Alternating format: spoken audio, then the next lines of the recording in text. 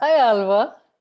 Hey Sheba, hi, how are you? I'm very good, thank you. And thank you so much for joining me for a Soul Brew on SoulBrews with Sheba. I'm delighted to have you on Coffee and Soul. And thank you very much for making the time, Alva. Oh, I'm delighted to be here. So this is lovely. Nice to be able to kind of have a cuppa with you and have a nice conversation. So looking forward to it, Sheba. Wonderful, likewise. And I've been excited about this, and I'm glad we're finally doing it. So, do you have your cup of coffee ready with you? I have my cup of herbal tea. So your herbal tea, lovely. And I'm a here's herbal tea. I'm a no caffeine person. So okay. Herbal tea is just wonderful as well. So here's to life, Alva, and to you. Good here health. is to life and to you too, Sheba. Yeah, Great. lovely. Cheers. Oh, yes. Mm. Alva, I'm going to ask you to hold this cup and nestle it between your palms. Mhm. And if you can just sit back and relax and just breathe and relax and see what comes up for you, if anything comes up for you. And just continue to feel the warmth seeping into your hands.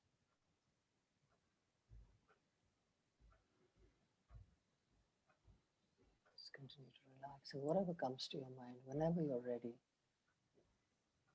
you can open your eyes and share.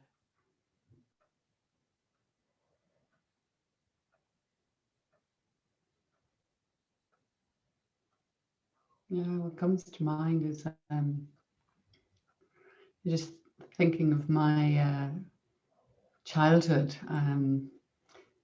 I used to go down to where my mother was from. She grew up on a farm, and I loved going there. I'd go for a month, and yeah, what came into my mind was running up the yard in the evening time, in the cool of the evening, in my bare feet. I used to love running up.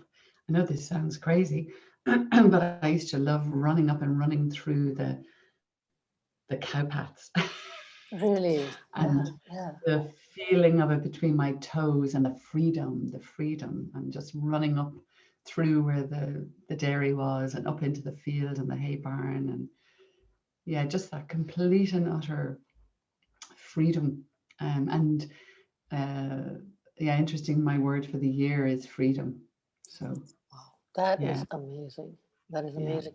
Oh, and as you're saying this, I can see the little girl just Mhm. flying through this and going into the and what apart from freedom, what does this mean for you? This image, what else does it tell you about?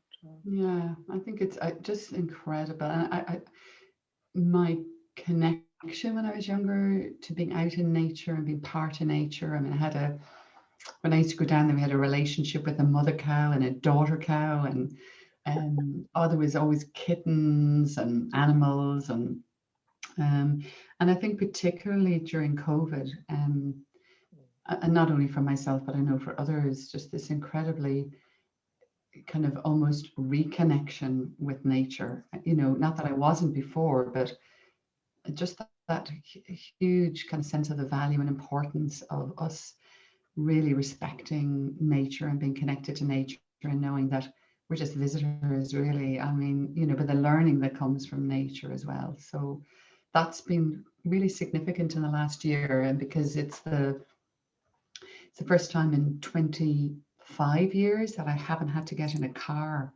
and drive for work. I haven't had to travel for work. And to be able to get out and walk every day, and where I live, looking at my window here, is just kind of rolling hills and kind of rural countryside in Ireland. And yesterday was a beautiful day here. It was just like blue skies and sunshine. Not that it's been like that a lot lately, but I'm near a very big river, so you know I walk through a wood and down by the river and back up, and just it's just yeah, it's just that real appreciation of nature and connection with nature. Yeah, it sounds idyllic, really. And Mm. obviously, and it's not just in the words that you're saying, but in the tone that you're using right now, is the peace and the sense of nature that comes out. And obviously, this is something that means a lot to you. Yeah. Um, Yeah. yeah. Yeah. It does. And out with my dog. And so it's, yeah, and that's what's been really the gift. I mean, it has been the gift of COVID. I mean, there's been lots of challenges as well, but that has been a significant gift. And yeah, it's bringing back the importance of the simple things in life. And simplicity is where I think it's what we've moved so far away from with the world and how it's become so material and so fast paced. I mean, not that it's not still fast paced now, but I don't know, it's brought greater focus in and kind of magnified for me and for others what's really important. You know, and one of those things is nature. Yeah. And you, when you talk, I'm curious, when you talk about talk about the simple things, what are the simple things that are simple for you? One of them, as you said, was nature. What else, Alva? Oh, I love cooking and having food, sharing food with friends. Yeah, I mean, sometimes that's so simple and yet it's so significantly important. I love reading. I just finished a book yesterday, which is a beautiful book, called Away with the Penguins. Yeah, lovely. Just a really beautiful story. And actually, again, it was interesting because it was all about the learning from nature. So it was for the woman in the story going to Antarctica and her learning from the penguins and how important you know, she realized being part of a tribe and part of a community, how important that was, and she hadn't had that. Wow. And that importance also of her being in with kind of these penguins who were babies and playing, and the play and the fun and the you know, I was with a neighbor yesterday and she's two little pups, and the joy, I was just like laughing with them. You know, they were just jumping around and, you know, cuddling in and having a little snooze on my lap. And so yeah, and it kind of, the book kind of brought into focus again my own kind of learning from working training groups of people, and how much I've learned in the last number of years, how disconnected people are, and how you know, how much they don't feel like they belong. And it would have been a theme from my own life growing up, but with different things that had happened that I didn't quite know where I belonged. I lived in the UK, I came back to Ireland, and all these groups that I train, each of them through the space that's created, that they get this sense of being a tribe and being connected together, and it's just wonderful to see, and then supporting each other as a tribe. So it's like, you know, I set them all up in WhatsApp groups, and years on they're still connecting in with each other, and you know, somebody has a challenge, they're into text in the group, you know, have this happening today, can you all send me positive energy, and everybody's back straight away, and it's lovely, you know. And I think it connects into, because life has become so complex and so busy, that simplicity is lost, but also that connection is lost, and that sense of belonging, sense of being part of something. So yeah, so that book yesterday was another reminder of how important that connection is for all of us, and that sense of belonging is for all of us. Yeah, it sounds wonderful, and I'm definitely going to try and get my hands on it and read it. Alva, you know, just reflecting with you on your life, and I'd love to get a sense of, you know, I know that you're a very accomplished coach and coach of the year this year, 2020, I think. No, I was coach of the year for Ireland, that is, in 2016. And then this year I was supervisor. Well, actually, when I say this year, it was actually the end of 2020. Supervisor of the Year, and I also won Yes. with another coach who we both co-founded, Connect a Coach, which was to provide free coaching for frontline staff during COVID. So we won the President's Award for Social Enterprise for that as well at the end of 2020. Yeah. Yeah.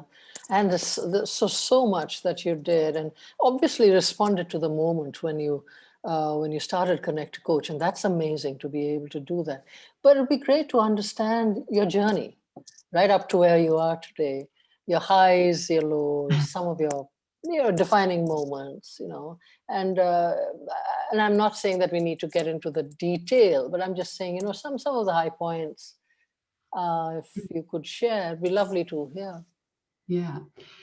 Yeah, well, it's been quite a journey, and literally as of last week, it's been in my head for quite some time to write, and I'm not writing a coaching book, but to write a book, which I've had the title in my head for quite some time, which is The Human Condition, and both from my own experience and from all of the different people that I've worked with over the years.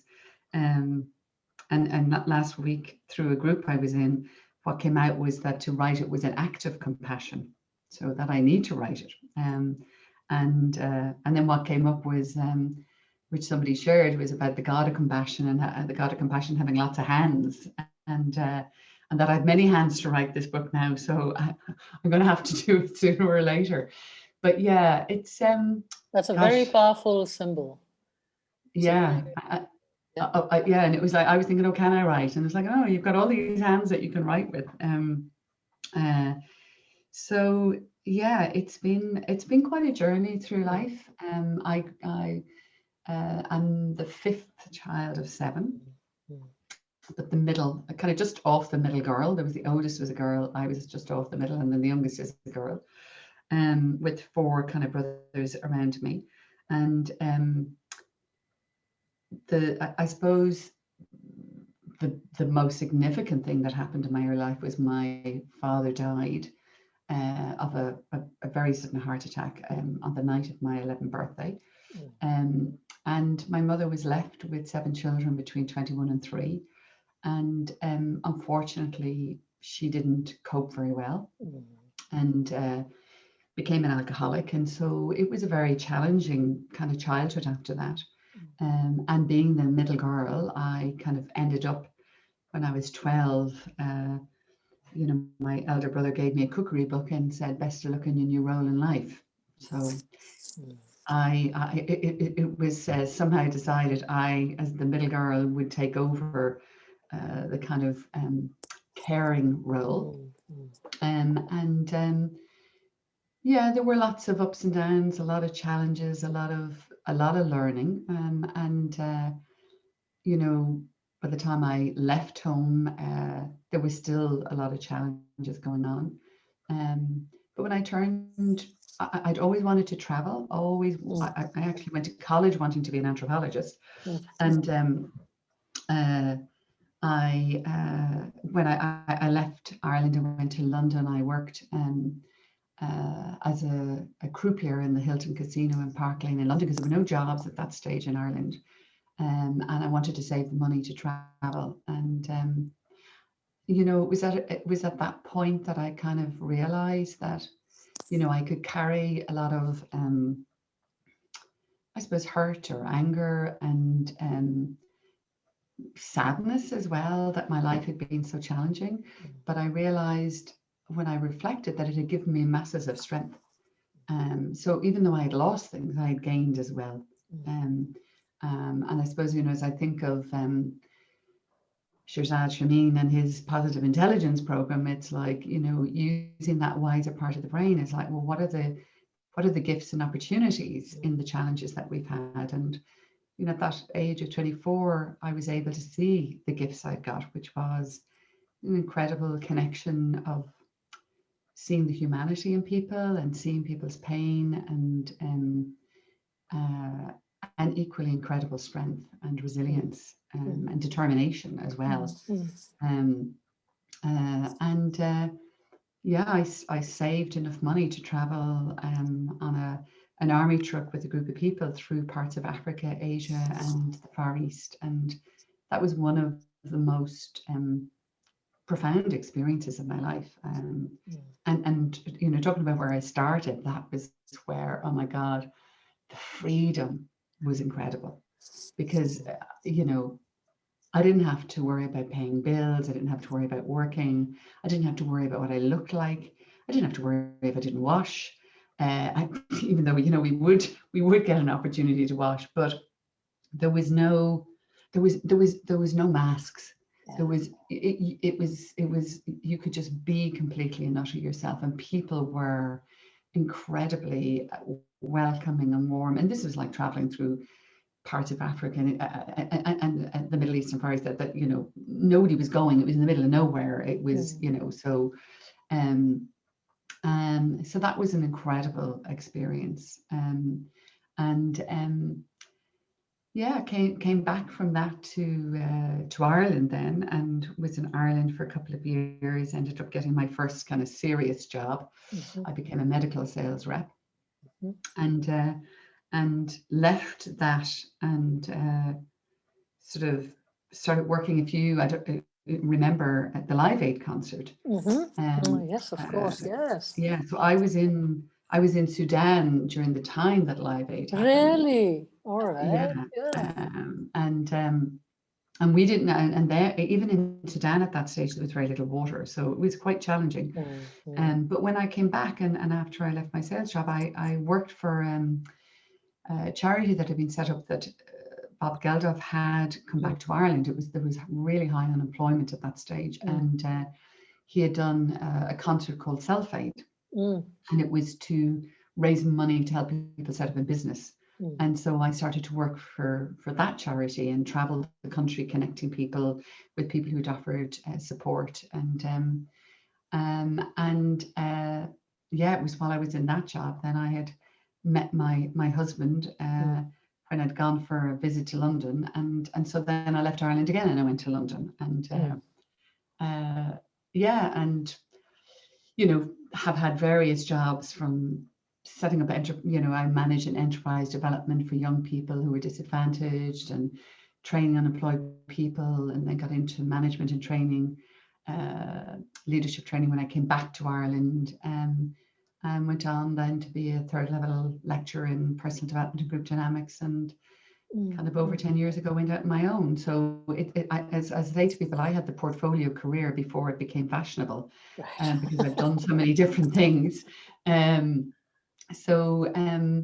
Yeah, and along the way, you know, lots of challenges of moving and living in different places, and you know, having two boys, and you know, being a mum who was working and trying to juggle and balance, and go through, you know, those challenges that as women, I think when we work and have children, of feeling, am I doing enough? Am I being a good enough mother? And sometimes the guilt of being away from home, and but all of those things have brought a great understanding of the sort of challenges that people go through, the changes that people have to go through, the flexibility we have to have. And I think probably the key and most important thing is compassion. Is that compassion for myself, compassion for others. I think that an awful lot of the work that I do with so many of the people I train, particularly because have been training people for a UK company called Coaching Development. I've been training them on an ICF accredited program for the last 11 years. And I think that program is really about enabling people to make a journey home to themselves, and to come to a place of loving themselves and being kinder to themselves, and understanding themselves, and accepting themselves as they are, which for me, I feel I just feel blessed every day. I get up, whether it's with those groups or clients I work with, that I get to do the work I do. I feel very privileged and very honored. Yeah, and obviously this is something that is so, you're living the life that you probably envisage for yourself, and the it's so enriched your life, and so when you share that the what all you have done, what you've been through, and all the things that you've, and where you are today, with all of this kind of amalgamated into what you bring to people that you work with. I think that is really beautiful and powerful. So it's wonderful to hear, Alva. You spoke about freedom, that's the word of this, so of this year for you. What's talk to me a little more about that. Well, I think it's, well, I had a significant birthday in December, and I think that was also part of it, because there is that kind of, when you get to that point in your life and you think, oh my God, I've got less to live than I've lived, which is kind of scary. Yeah, just something about, for so many of us that we have from when we're younger, we develop a particular story about ourselves. And very much the story I had growing up was a little bit like I was Cinderella in the kitchen, in the back kitchen, doing all the cooking and cleaning, but everybody had forgotten about me. And over the last kind of 15 years, really kind of that kind of realization of, I didn't have to wait. Why was I waiting for Prince Charming to come along? I mean, I had the golden slippers, and then, but for me growing up, it was almost like I was given shoes too big for me. So it's at this stage of life, it's a wonderful feeling of liberation, because I know who I am. I accept myself as I am. I'm so much more loving of myself than I would have been when I was younger. There's a liberation of being able to, and a freedom of just being true and authentic and honest and being vulnerable. And I think that has been my biggest learning, because it's like what I said at the beginning. To survive, I had developed this incredible strength and resilience. But in that, it wasn't safe or okay to be vulnerable. That just wasn't a possibility. And I think as Brené Brown would say, our strength is our vulnerability, and to find my way on my life journey to that understanding and that acceptance, there's a liberation in that. And there's something about when you get older, it's okay. It's okay to, if I feel like, if I feel the tears come and I want to cry, I will. Or if I need to ask for help, that's okay too. It's not a weakness. It's not, which I think and I know for an awful lot of people I work with and I train, that's where so many of us come from, that it's not okay to ask for help. It's not okay, because we think we'll be weak, we'll be seen as weak, or we'll be seen as incompetent. And there's something lovely to let go of all of that conditioning, all of that stuff that we carry. And I think that's where I said a lot of it is, I do believe, in a funny kind of way, as we get older, we almost return to what I would call our first act.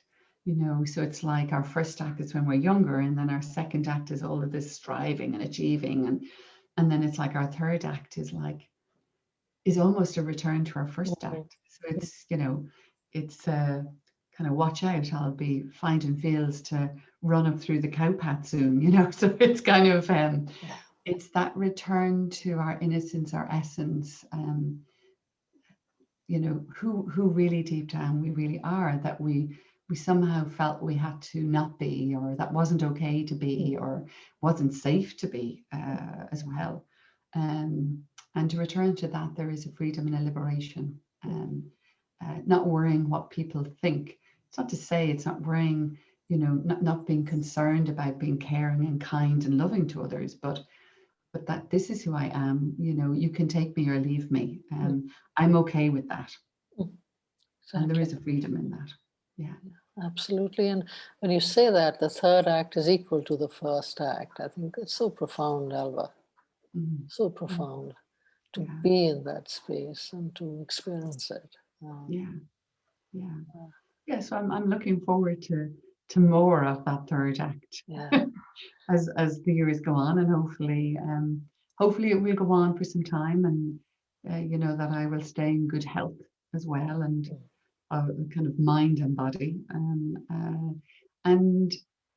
I think this is where, unfortunately, again, I mean, within our society, that you know, kind of as people get older, almost, you know, we're seen as that we have not, maybe we don't have anything to offer, and yet we have the greatest gifts to offer. Absolutely. I heard a story the other day of it's actually my ex-brother-in-law who'd gone to, he's 71, and he went to train. He's an ophthalmologist, and he went to get training to give the COVID vaccine, and they came back and he said, no, you can't, you're 71. So he was okay to practice till he was 70, but suddenly now he's 71, that's it. That's absurd. Yeah. Oh, this is crazy. And I think that's one of the kind of losses in modern society here, is that, you know, the kind of element of ageism is that you get to a certain age and yet you've got the greatest gifts to offer. Absolutely. As the elder of the society, I mean, there is so much. And this ageism, as you talk about, is playing out quite a bit, isn't it? And it's a tough one to combat. But I think more people, as you say, Alva, more people start realizing and start living to what you just spoke about, the more it will kind of reinvent itself and come back, because you can't not. And I like to call it as the elders of the tribe, you know, as you were saying. What they bring, it's incomparable. So and saying that at the same time, I know that one of my kind of biggest challenges in my current life is that you know, when you've grown through and gained so much in life, in ways you can never give to your children that wisdom in the way you'd like to, because, you know, our children sometimes don't want to listen to their parents. So it's and yet I trust, you know, they'll mature and they'll want to hear it and they'll want to take it on board. But when you're in your 20s, you think your parents, like, what do they know? Exactly. You know, it's and then at the same time, I know that we all have to travel our own journey, and I personally believe that we're all here to learn different lessons and here to travel, you know, that individual journey. So unfortunately, one of the, I suppose, the learnings I've had to have is that I have to step back and I have to let my children do it their own way and go through their own fires and, you know, get burnt, even though you don't want your kids to get burnt. But that's where the growth happens. So yeah, the journey never ends for me either. So the learning just doesn't end. It just goes on and on. Would that be like a message you would give out to young parents or parents who are struggling with their kids? Or is that something that you would say to them? How what you just said? Yeah, my two boys have had a lot of challenges, and you know, my natural inclination as a mother has been to rescue, you know, to make things better. I mean, you can do that when they're smaller and pick them up and, you know, cuddle them and make them feel okay. But when they're adults, it's, you know, I most definitely, my journey over the last number of years has had to accept I don't have control, and that I have to let them travel their journey. And that all I can do and all I continually do is to love them and to let them know that love is there, as much as is possible. That unconditional love is there, and that no matter what, I'm firm and steadfast, and I will be there regardless. But yeah, we cannot control it all, and there is a bigger plan. There is a bigger plan, and you know, I don't have any control over that plan, and I think in it as well, as parents, for me, it has been learning all the time that, you know, along that journey, I trained, as a therapist and an integrative arts therapist, and I mean, primarily I did it because I needed to do work on myself to sort stuff out from my home life. But I'll never forget, one of the things was that we can only ever be a good enough parent. We can never be perfect, and it's knowing I did a good enough job. It's, I'm human too as a parent. Nobody, as people say, they give you have to get a license to have a dog, but to be a parent is just like, you have to find your way through it. And yeah, you don't get a manual. Yeah. No, you don't get any manual. And, talking with my elder son recently, he said, "I know, Mom, you did your best. Nobody told you how to do it, so again, it's having that compassion for ourselves, and whether it is more something that I think as women, as mothers, because of that maternal instinct, because we have brought the life into the world, that we beat ourselves up more. Because my experience in working with so many women as a coach is that we carry greater guilt, and we give ourselves a harder time, particularly with when we're working and bringing our kids up. And I guess my message is, we're pretty amazing. Yeah, I think women are amazing, and it is that, we've done our best, and we give all the love we can to our children, and they have got to travel their own path.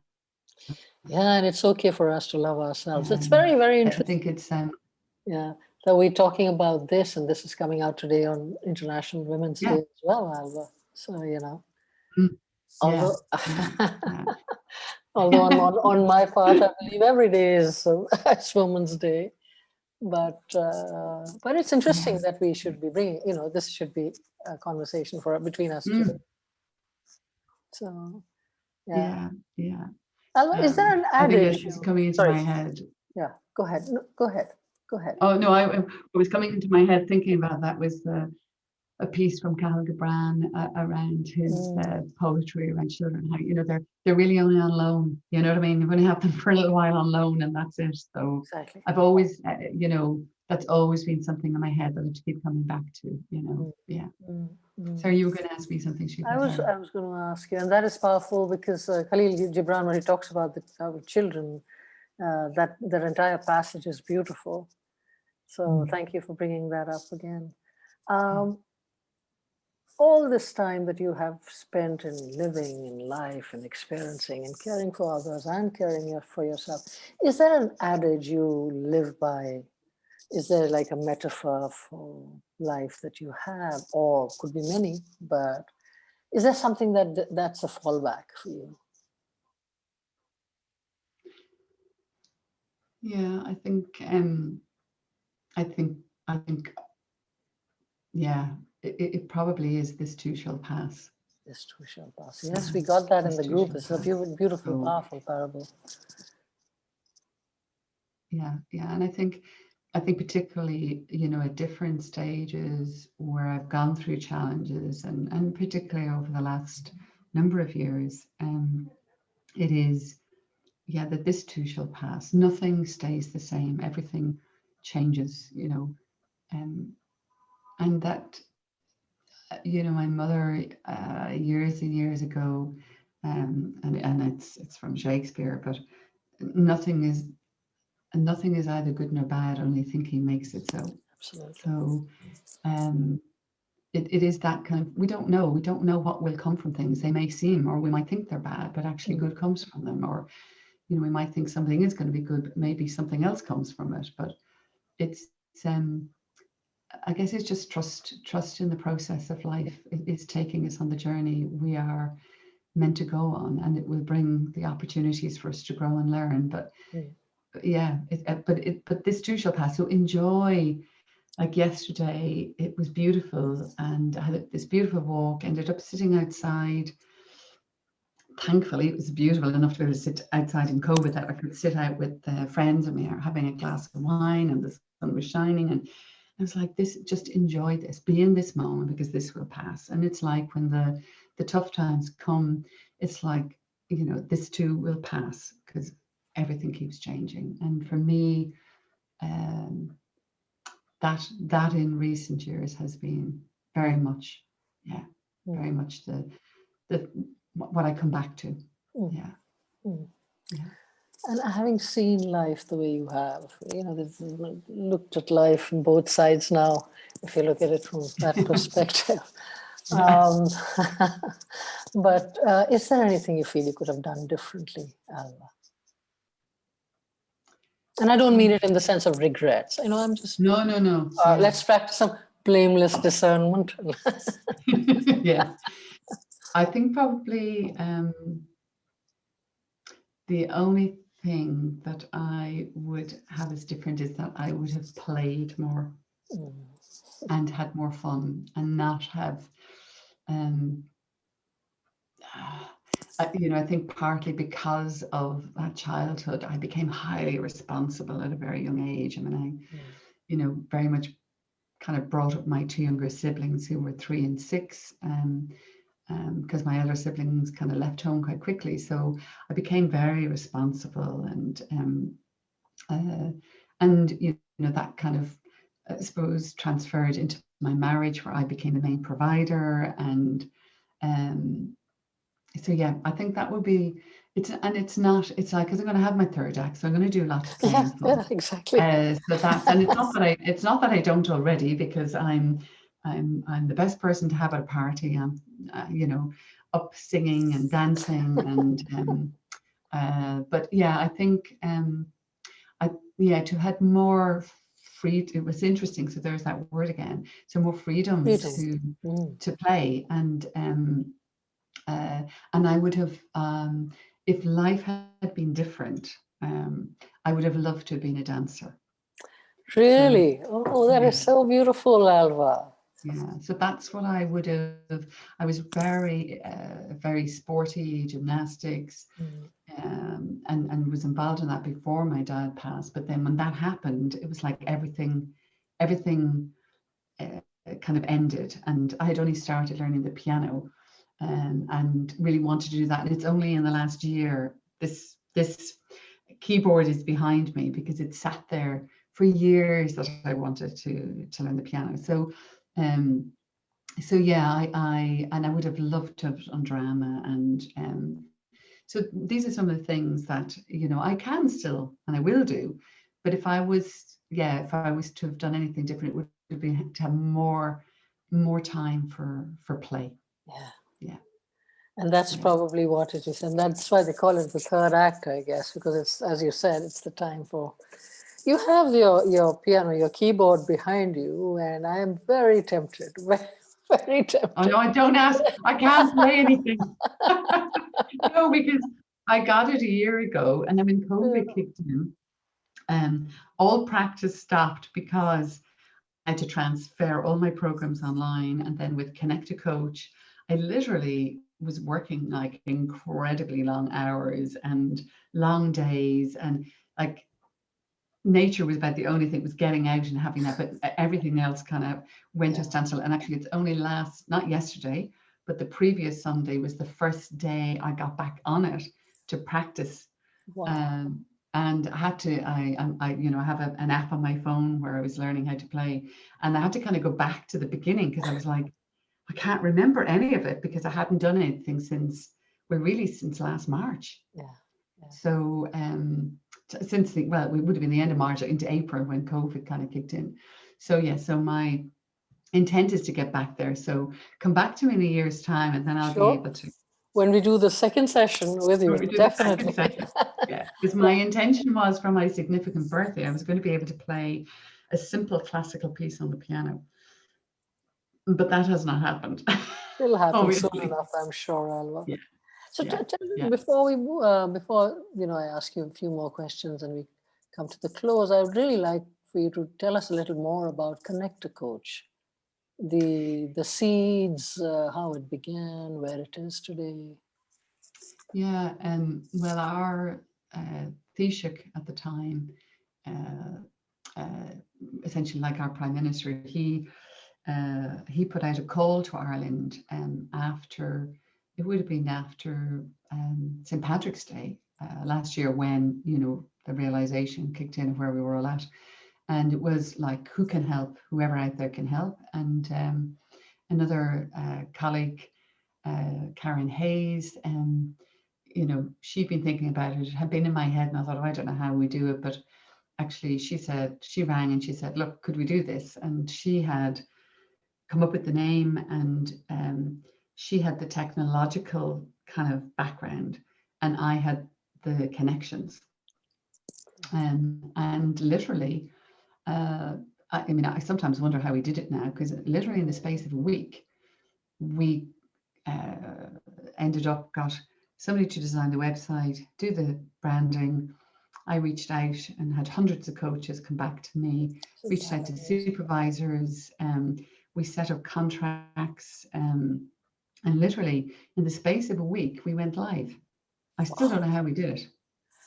This brings me to the thought. This Mahatma Gandhi, Gandhi, and one of the things that he started his movements in the freedom movement, and he said, somebody asked him, how can you manage this? And with few, so he said that it's amazing when you are fighting for a just cause, people just seem to pop up from the pavement and just start contributing to what you're out to do. Does that kind of resonate, Alva, with something like what happened with you? Absolutely, yeah, absolutely. It was it was almost like everything just aligned with ease. Everything just happened with ease, and it just all came together, and it was quite incredible. And the coaching community, the desire to support, to help, to give you back was incredible. And then what was really interesting kind of through it was that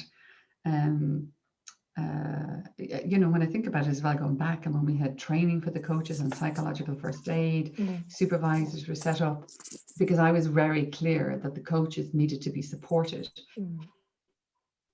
That we needed to create the structure for how we were doing it that would make sure that in the Connect to Coach system, the coach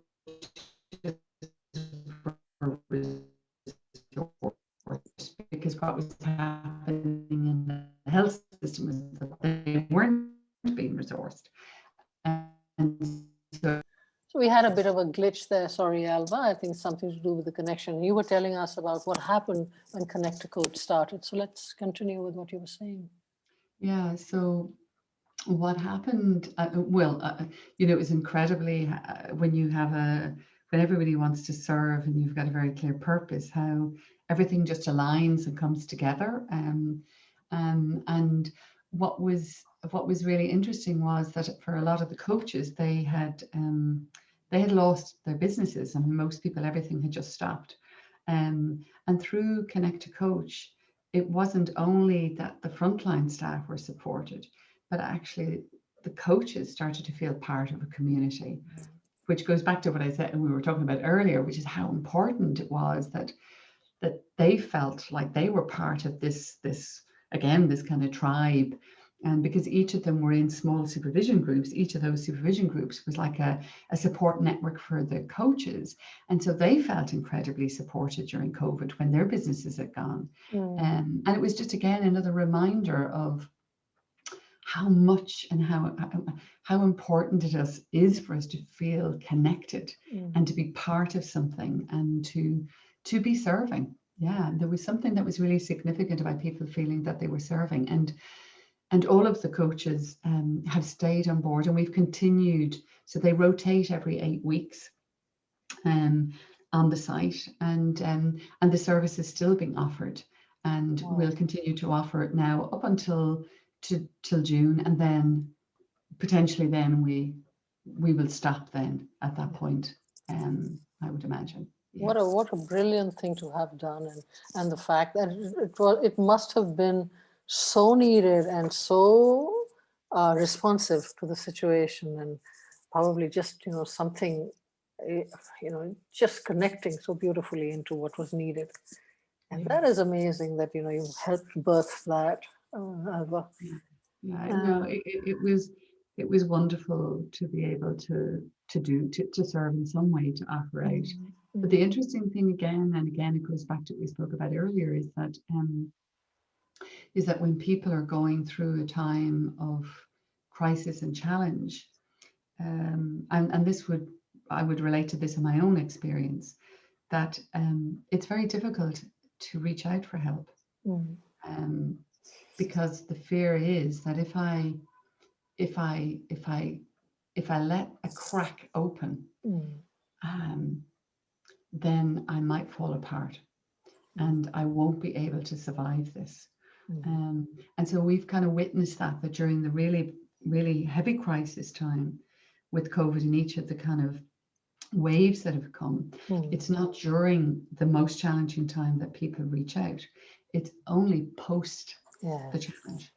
And I think that the reality is that as we move out of COVID in the next, whether it's going to be 6, 9 months, a year, I think then we're going to see the kind of fallout and the impact that it has had on people, and the space that they will need to be able to process, because they haven't been able to give themselves permission, because it didn't feel it hasn't felt safe enough, particularly those who've been in very, very challenging situations, to ask for that help, because the fear is, I won't be able to carry on. It's there are just so many levels to this, right? Whatever we've been through, and we're just beginning to unpackage them. After the most obvious, it's the ones that are, and that's it's amazing what you're referring to. Alva, I believe every human being has a very unique gift to offer mankind, humankind as such. What is yours? I think I say to people, it's love. That's, I think my purpose in life has been about love. And I do believe that is the essential thing in life, is that we can stay in a place of love of ourselves and of others, and if we can be in that place and less in a place of fear, then the world would be such a happier, peaceful place for everybody, and we have to just keep coming back to that. That is so beautiful, that you are about love. And thank you so much for sharing that with us and letting us into that and letting us feel that, me and the people who will be watching and viewing this. Is there anything else you'd like to say before we? No, just thank you so much for having me on, and I had no idea where this was going to go or what we're going to be spoken about. So it's been a privilege to share with you and to talk with you, and thank you. It's been an absolute pleasure, and it's my privilege, Alva, because to be able to talk about things that are actually sacred in spaces together across the world. I think these are some of the boons and the benefits of the times that we have just been through. And thank you for being a part of SoulBrews with Sheba, and for being so open in what you have shared. And I wish you every success in your third act as you journey on, and all the very best. Thank you so much for this conversation, Alva. Thank you. And yeah, hopefully if we reconnect next year, I'll be able to play that piece on the piano. I look forward to that. And we get to see some dancing as well. And maybe all join in as well. Yeah, right? some Together. dancing, some singing, some playing on the piano, and potentially some writing will have been done as well. It sounds like we'll be celebrating, and I look forward to that. Yeah, likewise. Thanks, Sheba. Take care. Have a lovely day, the rest of the day for you. Okay, thank you. Take care, Alva. Bye-bye. Bye.